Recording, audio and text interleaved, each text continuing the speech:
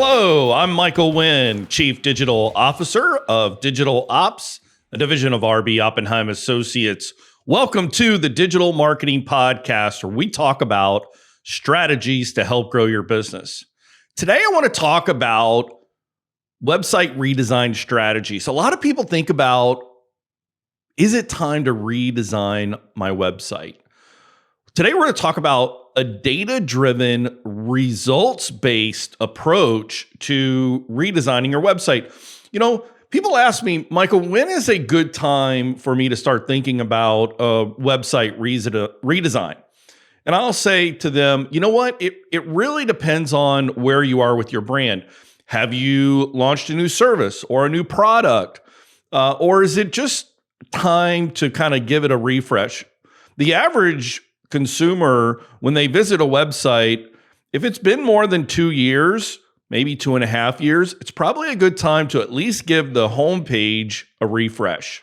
So let's talk about, you really want to make sure that you have a clear vision, the results that you want to achieve, and you want to make sure that you understand the problem that you're trying to solve, the data. So the better you are at defining that vision in the beginning, the more successful your redesign will be. So here are the 5 design-driven, results-based website design strategies we're going to talk about. Number 1, determine your website redesign goals. It's not just about how your site looks, it's about how it works. You want to be crystal clear about why you are doing a website redesign and what are the measurable goals and results that you want to achieve.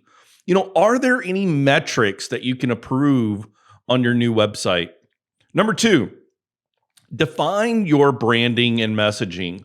You know, before you start to design your new website, you really want to be very focused on your branding and messaging and make sure that you articulate the value proposition that your organization has to offer. You want to make sure that you're reinforcing your brand logo and style guide and color palette, because this really helps to strengthen brand consistency and leaves a lasting impression for your website visitors. Number 3 is to define your target audience persona. You know, this is really the perfect blend between the science or the behaviors and art, the emotions of why people are coming to your website. And you want to create that compelling action that you're looking for them to take. Let's face it, are you answering this question when people come to your website? Are you making their life easier, more efficient, or less stressful? Those are the things that you want to highlight. Number 4 is to analyze your current website and find the content gaps. This is really important. I think you want to pull your Google Analytics and take a look at what are your top performing pages and see that data compared to your overall goals and objectives, like that there's a match for that. That's what's really important. And so when you're able to combine that data with the science behind the behavior that you're looking for, then you really can sort of lead them down the path to take action while balancing, providing them what they're looking for. And lastly, make sure to review, revise, test, and then launch.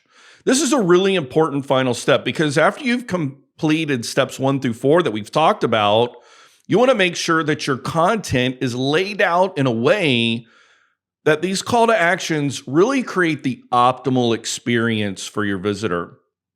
And so the next step is when we want to have someone test your website before you launch it to the greater public, hand it over or give the development link to some trusted partners or stakeholders and get their feedback on those things. Make your revisions and then you're ready to launch.